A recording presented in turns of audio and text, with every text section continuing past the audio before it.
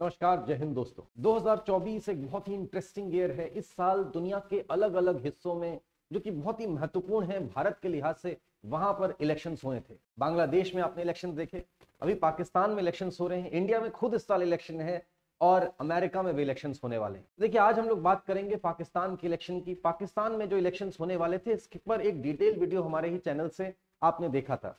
अब उसके results out हो चुके हैं, जिसके बारे में हम अभी बात करेंगे। कि पाकिस्तान के इलेक्शंस रिजल्ट्स के बारे में हमको ये बात तो पता थी कि यहाँ पर किसी भी पार्टी को मेजॉरिटी नहीं मिलने वाली है, लेकिन एक जो सबसे सरप्राइजिंग और शॉकिंग बात है वो ये कि वहां की पीटीआई, पाकिस्तान तहरीक इंसाफ पार्टी के लीडर इमरान खान, इनको जेल हो चुकी थी। जेल में रहते हुए भी इन्होंने एआई का इस्तेमाल करके, डीप फेक टेक्नोलॉजी का इस्तेमाल करके इनकी पार्टी वर्कर्स ने इनकी रैलीज कराई, देश भर में इनकी बात लोगों तक पहुंचाई और जेल में रहते हुए उन्होंने चुनाव कैंपेन किया। और इसके अलावा एक और बहुत बड़ी चीज हुई थी कि इनकी पार्टी के अंदर में ठीक से जो इंट्रा पार्टी इलेक्शंस होते हैं वो नहीं हुए, ऐसा आरोप लगाया वहां की पाकिस्तान की इलेक्शन कमीशन ने, और इनकी पार्टी को बैन कर दिया इस बार इलेक्शन लड़ने से। इनका जो पार्टी सिंबल था बैट, यानी कि वो क्रिकेट वाला बैट, बल्ला, वो भी उनसे छीन लिया गया। तो ना पार्टी का नाम था, ना पार्टी का सिंबल था। उसके बावजूद इनके जितने पार्टी वर्कर्स थे, जो भी कैंडिडेट्स अनाउंस किए गए थे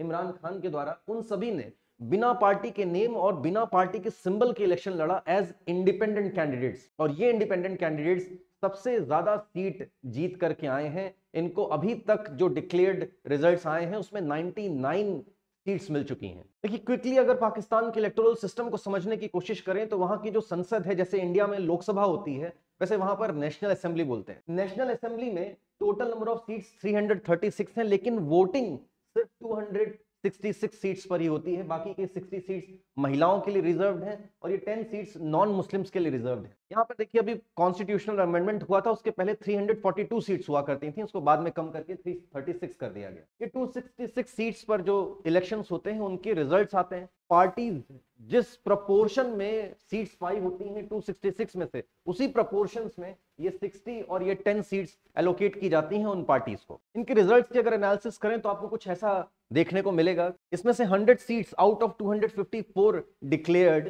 देखिए, 2266 सीटों पर इलेक्शंस जरूर हुए थे, लेकिन अभी सबका रिजल्ट आउट नहीं हुआ है। 254 सीट्स का ही सिर्फ रिजल्ट आउट हुआ है। अगर आप इस समय पाकिस्तान इलेक्शन कमीशन की वेबसाइट खोलने की कोशिश करें तो वो भी खुल नहीं रही है। उन्होंने अपनी वेबसाइट भी डाउन कर रखी है। वो ठीक से अभी देश की जनता को वो बताना भी नहीं चाह रहे हैं कि रिजल्ट्स कैसे चल रहे हैं, इस समय फिगर्स क्या चल रहे हैं।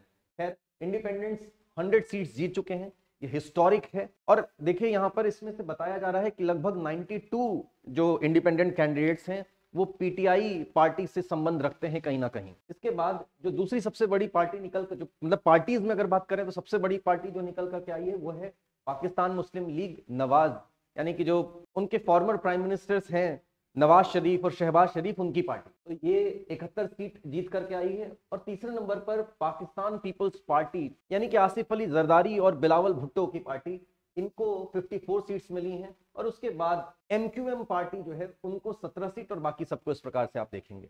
तो जो मेजॉरिटी सीट्स आप देख रहे हैं यहाँ पर इंडिपेंडेंट्स को मिली हैं, और ये दो पार्टीज को, यानी कि पीएमएलएन और तीसरी पीपीपी, इन पार्टी। देखिए, पाकिस्तान अपने यहाँ पर ये मैप यूज करता है, इसके लिए पहले से क्षमा प्रार्थी हूँ। लेकिन देखिए, पाकिस्तान में जो रिजल्ट्स हैं, अगर आप उनको मैप में एनालाइज करने की कोशिश करें तो आपको ऐसा कुछ नजर आ रहा है। ये जो रेड कलर की जितनी भी सीट्स नजर आ रही हैं, ये सब इंडिपेंडेंट कैंडिडेट्स की हैं, वो जो कि पूर्ववर्ती पीटीआई पार्टी से कहीं ना कहीं संबंध रखते हैं। उनकी 92 सीट्स आपको नजर आ रही हैं। ज्यादातर आप देखेंगे कि ये पंजाब प्रांत में और खैबर पख्तूनख्वा प्रांत में इन्होंने डोमिनेट किया है। इसके अलावा ये जो पीएमएलएन, यानी कि पाकिस्तान मुस्लिम लीग नवाज पार्टी है, जिन्होंने 71 सीट जीती है, उन्होंने डोमिनेट, इन्होंने भी पंजाब रीजन में ही कहीं ना कहीं डोमिनेट किया है। और पाकिस्तान पीपल पार्टी, इन्होंने सिंध रीजन में पूरी तरीके से डोमिनेट किया है, 54 सीट जीती। तो बात आती है कि किसी भी पार्टी को मेजॉरिटी तो मिली नहीं, तो फिर सरकार कौन बनाएगा, पाकिस्तान का रुख क्या होगा, पाकिस्तान किस ओर करवट लेगा, किधर की तरफ जाएगा। देखिए, यहाँ पर पहले ये समझना जरूरी है कि यहाँ पर अभी तक आप जानते हैं कि वो सत्ता हमेशा, मतलब कहने के लिए सरकार में कोई भी रहे, असली जो सत्ता है वहां की जो डीप स्टेट है वो तो आर्मी के ही पास में रहता है, आर्मी ही उसको कंट्रोल करती है।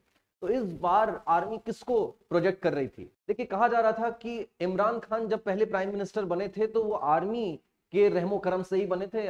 आर्मी ही ने उनको प्रमोट किया था। लेकिन प्राइम मिनिस्टर बनने के बाद में इमरान खान ने कई सारे ऐसे काम किए जिससे आर्मी का कॉन्फिडेंस इमरान खान से खत्म हो गया। इमरान खान आर्मी के लिए उतने लॉयल नहीं रह गए, तो उसके बाद उन्होंने आर्मी ने सारे ऐसे काम किए जिससे कि इमरान खान को पूरी तरीके से हटाया जा सके, उनको जेल हो जाए, उनको फांसी हो जाए, हर तरीके के आरोप लगाए गए, उनकी पार्टी बैन करा दी गई, उनका सिंबल छीन लिया गया, उनको जेल में डाल दिया गया, उनके ऊपर कई तरीके के आरोप लगाए गए, उन पर बोला गया कि इन्होंने पाकिस्तान के जो ऑफिशियल सीक्रेट्स एक्ट है उसको वायलेट किया है, उन्होंने बहुत ही संवेदनशील जानकारियां दूसरे लोगों तक पहुंचाई हैं। ये बोला गया कि इन्होंने जो बुशरा बीवी के साथ में इनका विवाह हुआ है, निकाह हुआ है, वो उन्होंने एंटी इस्लामिक तरीके से किया है, उसके कारण से इनको जेल में होना चाहिए। जैसे तमाम तरीके के आरोप लगा करके उनको ये बात बोल दी गई कि अगले 10 साल तक ही किसी पब्लिक पोस्ट को एक्वायर नहीं कर सकते। और ऐसे में इस बार फिर से चुनाव लड़ने के लिए आर्मी ने बुलावा भेजा नवाज शरीफ को, उनके favourite, all time favourite candidate, जो कि वैसे तो लंदन में रहते हैं, जब आर्मी को उनकी जरूरत पड़ती है बुलावा भेजते हैं, वो चले आते हैं चुपचाप से। तो इस बार आए, उन्होंने चुनाव लड़ा और हालांकि वो जीत भी गए, उनकी बेटी भी चुनाव जीत गई है।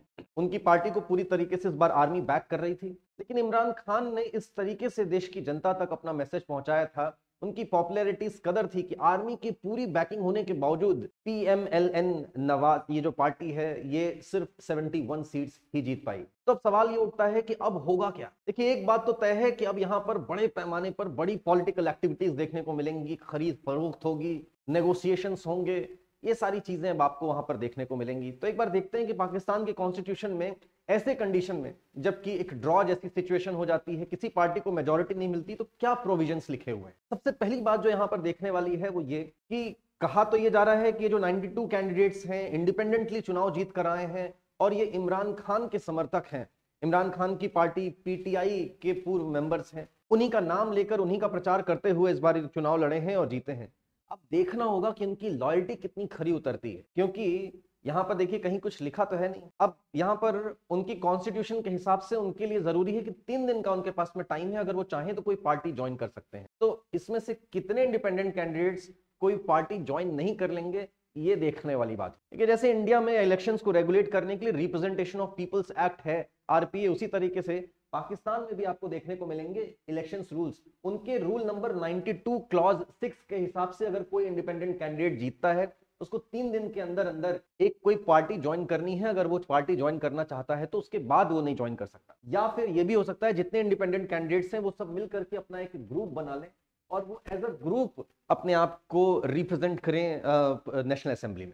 इस बार एक बड़ी संख्या में इंडिपेंडेंट कैंडिडेट्स चुनाव जीत कर आए हैं। अगर ये कोई पार्टी ज्वाइन करें या ना करें, कोई पार्टी बनाए ना बनाए, अगर अपना एक ग्रुप बना करके अगर वो नेशनल असेंबली पहुंचते हैं तो एक बात तो तय है कि बहुत बड़ी पॉलिटिकल फोर्स होगी ऑपोजिशन में पाकिस्तान के नेशनल असेंबली में। देखिए, यहाँ पर ये वो बात कही जाती है कि कौन सी पार्टी कितना सीट जीत कर आई है, ये फाइनली डिक्लेयर तब किया जाता है 3 दिन के बाद। 3 दिन का इंतजार करते हैं। मान लीजिए कि कोई इंडिपेंडेंट कैंडिडेट चुनाव जीतने के बाद उसने 3 दिन के अंदर में कोई पार्टी ज्वाइन कर ली, तो अब पार्टी की जो नंबर ऑफ सीट्स है वो तो बढ़ जाएंगी। मान लीजिए कि 92 में से 20 लोगों ने बोला कि अब हम पाकिस्तान मुस्लिम लीग नवाज पार्टी ज्वाइन कर रहे हैं, तो अब ऐसे में PMLN पार्टी की टोटल नंबर ऑफ सीट्स हैं वो 71 + 20 यानी कि अब 91 सीट्स हो जाएंगी। देखिए, यहाँ पर जो बची हुई वो जो 60 और 10 सीट्स की मैं बात कर रहा था, जिसमें कि 60 सीट्स वहां पे विमेन के लिए रिजर्व्ड हैं और 10 सीट्स नॉन मुस्लिम्स के लिए रिजर्व्ड हैं। ये रिजर्व्ड सीट्स किनको मिलेंगी? देखिए, जो पार्टीज जीत करके आती हैं उनको उनकी जीती हुई सीट्स के प्रोपोर्शन में ये रिजर्व सीट्स मिलती हैं। इंडिपेंडेंट कैंडिडेट्स, चूंकि कोई पार्टी तो है नहीं, तो उनको वो सीट्स नहीं मिल सकती। तो यहां पर ये जो रिजर्व सीट्स हैं ये सारी की सारी PMLN पार्टी को और PPP पाकिस्तान पीपल्स पार्टी को ही जाएंगी। तो यहाँ पर इंडिपेंडेंट कैंडिडेट्स मतलब चाहकर भी वो ये रिजर्व सीट्स नहीं ले सकते, क्योंकि उनके पास में कोई पार्टी नहीं है। इसका मतलब ये कि PTI के जो समर्थक इंडिपेंडेंट कैंडिडेट्स हैं वो चाहे भी तो अब सरकार नहीं बना सकते, इसकी बहुत कम संभावना है। हाँ, ये जरूर हो सकता है कि वो मिल करके कोई ग्रुप बना ले और नेशनल असेंबली में पहुंचे और एक बहुत बड़ी पॉलिटिकल फोर्स बनाए और ऑपोजिशन में स्ट्रांगली बैठे। यहाँ पर ये जो दोनों पार्टीज हैं और आर्मी है, अब इनके पास में इतना टाइम है कि इंडिपेंडेंट कैंडिडेट्स को किसी तरीके से लुभा करके, डरा करके वो तोड़ ले जाएं और उसमें से उनको कई सारे लोगों को कोई ना कोई एक पार्टी ज्वाइन करा लें, जिससे कि ये दोनों पार्टीज अगर मिल करके सरकार बनाती हैं, जैसा कि वो पहले बना चुकी हैं, तो इनके पास में मेजॉरिटी से ज्यादा सीट्स हों। इस समय आर्मी कुछ ऐसा ही चाहेगी, वो चाहेंगे कि पूरी तरीके से इमरान खान और भी ज्यादा कमजोर पड़ जाएं, हालांकि देखिए उनकी जो पॉपुलैरिटी है वो कहीं से भी कम होने का नाम नहीं ले रही।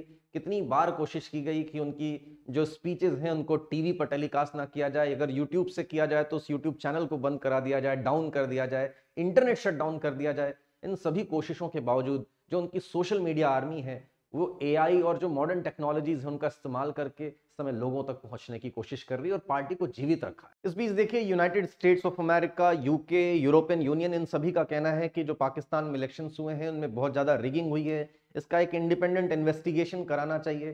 बांग्लादेश इलेक्शन में भी ये लोग ऐसी ही बातें कर रहे थे, इससे कुछ खास होने वाला नहीं है। उन्होंने जो चिंताएं व्यक्त की हैं वो चिंता ही रह जाएगी। खैर, ये थे इस बार के पाकिस्तान जनरल इलेक्शंस के रिजल्ट।